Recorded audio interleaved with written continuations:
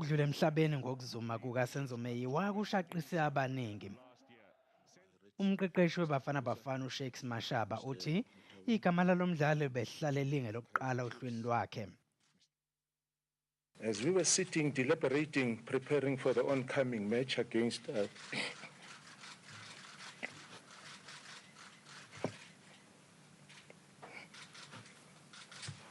Sudan,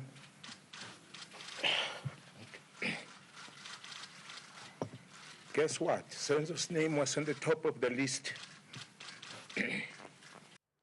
Meyiwa ubengukapteni we-Orlando Pirates ne-Bafana.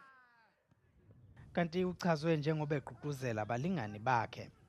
Sibonga kakhulu impilo uNkulunkulu asinike yona kaSenzo ukuthi katshengise ikhono lakhe isikhathi esifishane benaso nathi ukuthi ke abadlali abasalako abaningi igqozi ukuthi basebenze kakhulu umvuzo wabo uyabonakala. Ukudlula kwakhe emhlabeni kwenzeke sekusele insukwana nje kudlalwe oMkha baseSoweto iChiefs nePirates. Kodwa ke usuhlehlisiwe lo mdlalo ukuhlonipha yena uMeyiwa. Into enhle ukuthi i-career yakhe it was becoming better and better.